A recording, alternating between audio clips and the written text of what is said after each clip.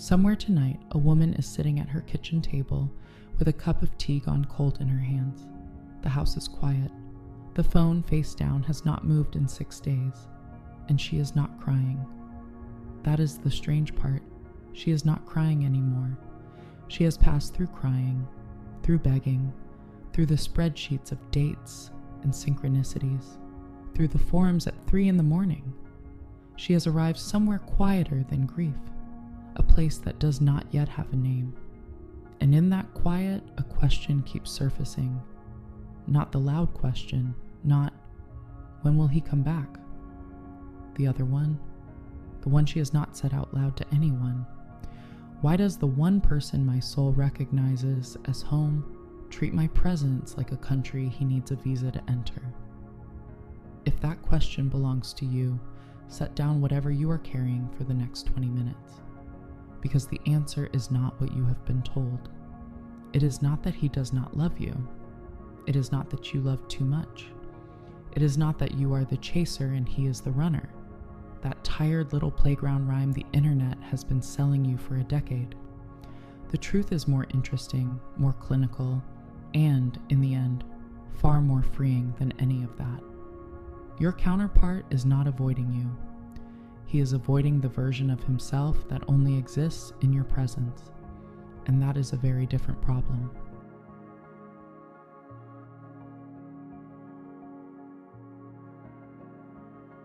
To understand what is actually happening between you and him, we have to leave the language of spiritual pop culture for a while.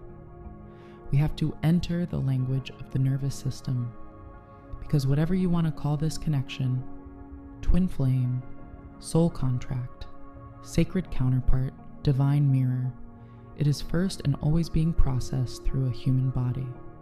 And the human body has rules. Rules older than any spiritual framework you have ever read.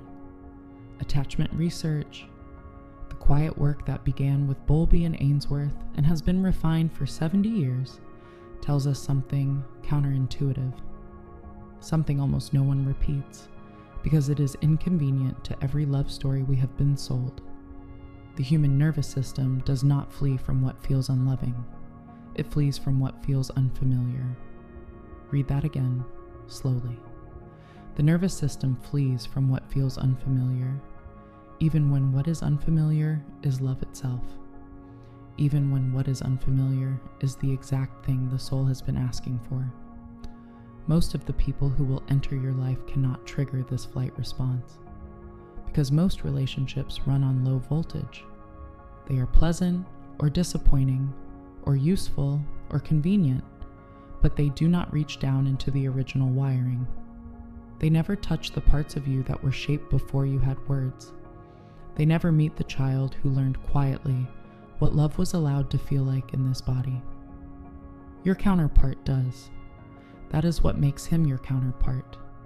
His frequency is precisely tuned to the wounds you have not yet spoken aloud, and yours to his. This is why the connection feels ancient to you. It is not only ancient, it is also accurate, diagnostically accurate.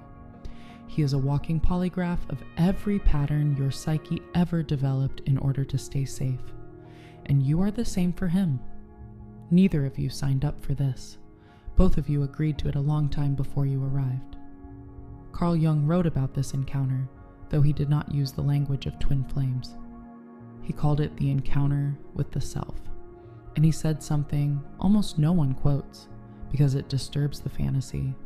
He said that genuine individuation, the real meeting of one's own depths, is experienced by the ego as death, not as metaphor, not as poetry.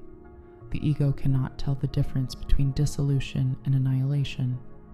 When the mirror is held up clearly enough, the personality you have spent 40 or 50 years constructing looks, for a single unbearable moment, like a costume. And the one who is holding the mirror becomes, to the unprepared psyche, the executioner. This is what people are actually describing when they say the connection feels too intense. It is not the love that is too intense. It is the exposure. It is the sudden, unbearable accuracy of being seen all the way through. Now bring in the polyvagal piece, the deepest layer. When two people carrying matching core wounds come into proximity, the ventral vagal system, the part of the nervous system that governs safe connection, cannot distinguish between sacred recognition and existential threat. Both register the same way in the body. Both say something is about to change everything.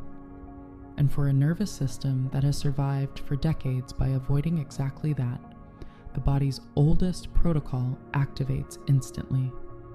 Freeze, withdraw, disappear, go silent. Do not breathe toward the light, so hear this clearly. Your counterpart is not rejecting you. His body is rejecting the magnitude of what his soul already knows. These are not the same event. They have never been the same event. One is a refusal of love. The other is a nervous system that has not yet been taught how to remain standing inside it. The first would be a verdict. The second is only a stage. And stages, unlike verdicts, pass. Slowly, invisibly, but they pass. What you have been grieving is not his absence. It is the gap between his knowing and his capacity. That gap is the work, not yours alone, his too.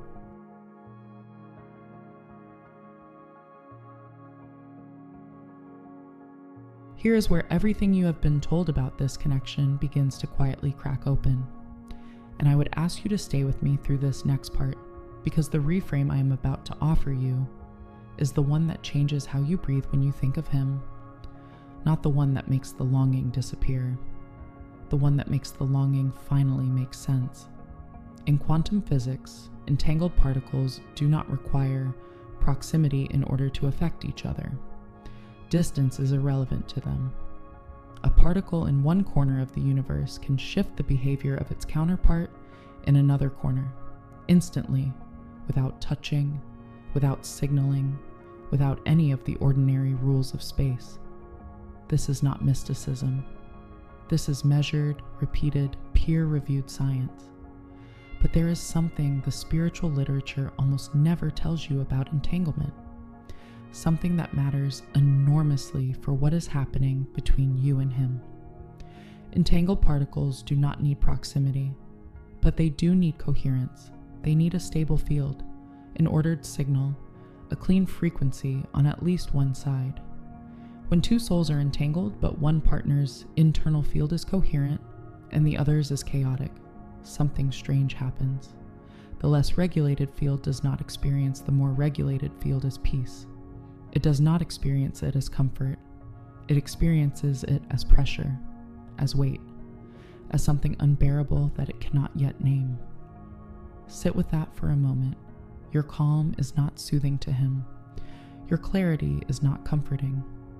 Your stability, the very thing you worked years in therapy and silence and solitude to build, is the precise frequency his unintegrated self cannot yet stand next to without coming apart.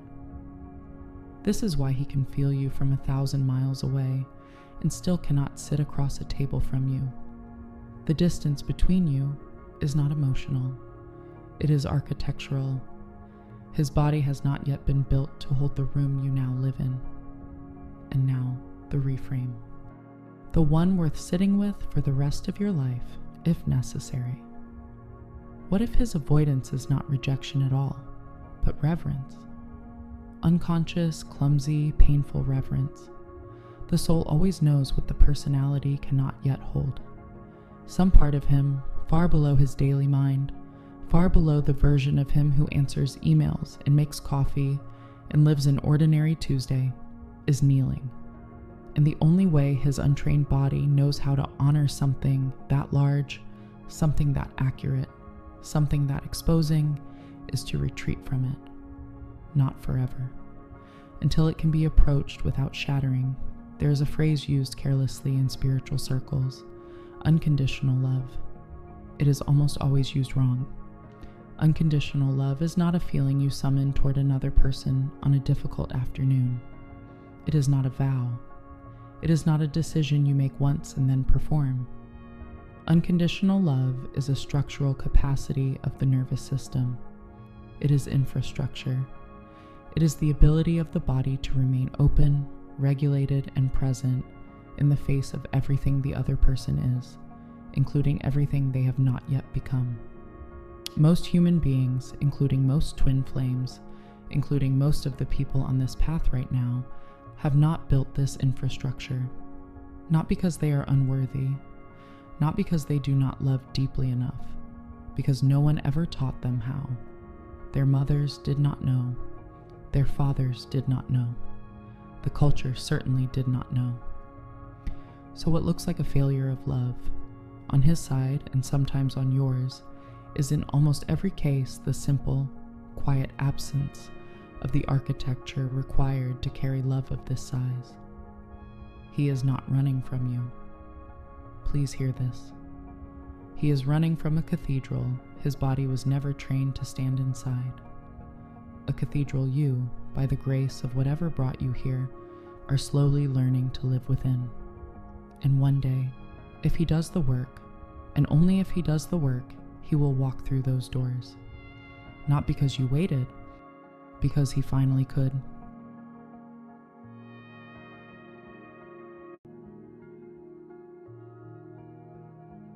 So what does the holder of space actually do with all of this understanding, now that it lives inside her? Not in theory, not on a retreat weekend, not in the borrowed language of a book she read 3 years ago. In the body, on a Tuesday morning, when the silence in the house is loud and the phone has not moved, and the mind begins, as it always does, to circle the same old doorway. 3 shifts. Only 3, but I would ask you to listen carefully, because these are not affirmations. Affirmations will not hold you here. These are operations. They are internal movements you make quietly, again and again, until they become the shape of your nervous system rather than the content of your thoughts. The first shift. Stop interpreting his silence as data about the connection. It is not. His silence is data about his capacity. These are 2 entirely separate measurements, and you have been confusing them for years, perhaps for decades. The connection is intact. The connection was never in question. The capacity is under construction. One belongs to the soul, and the soul is not in a hurry. The other belongs to the nervous system, and the nervous system learns slowly, through repetition, through safety, through time. Do not grade a cathedral by the speed of its scaffolding. Do not measure a forest by the hour at which the sun rises on it. The second shift. Unilateral coherence. This is the single most misunderstood practice in this entire field. And I want to be very precise with you about what it is, because the internet has been selling you a counterfeit version for years. Unilateral coherence does not mean waiting gracefully. It does not mean performing detachment for an invisible audience. It does not mean pretending you do not care in the hope that your pretending will somehow, magically, summon him back to you. That is not coherence.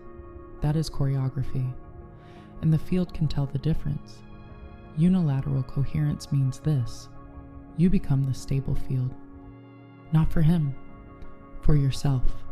And because entanglement is real, because the physics of this is real, his field, wherever he happens to be, receives the signal whether he is conscious of it or not. You are not sending. You are not broadcasting.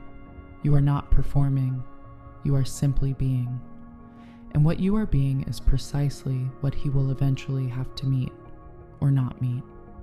That part is no longer your work. That part was never your work. Remember this. Quantum entanglement is not broken by distance. It is disrupted by interference.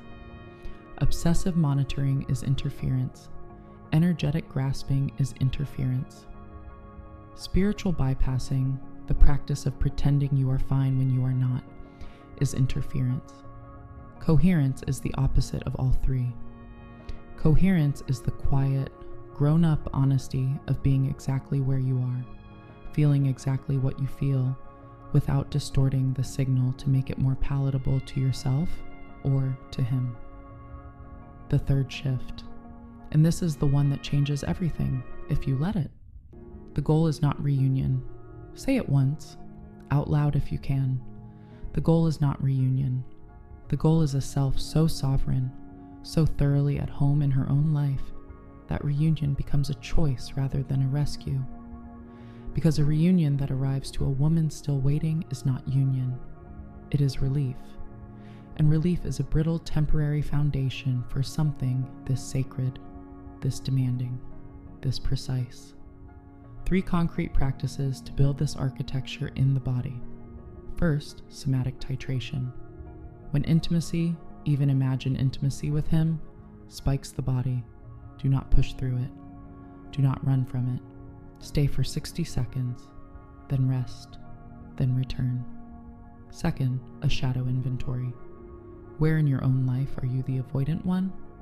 Third, ceremonial release. Put down the role of the one who waits, not the love, the role.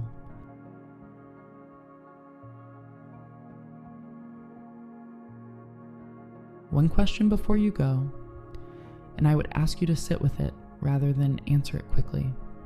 If he returned tomorrow, fully open, fully present, fully yours, with nothing withheld and nothing delayed, does your nervous system, right now, today, have the architecture to receive him?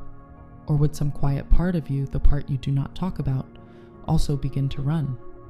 The answer to that question is the entire work, not the waiting, not the wondering, that. Because the truth this path has been trying to deliver to you under all the noise is that you were never meant to be the one who was chosen. You were meant to become the one who is choosable by a love this size, without breaking. And that becoming is happening right now, in the silence you thought was punishment. It was never punishment, it was apprenticeship.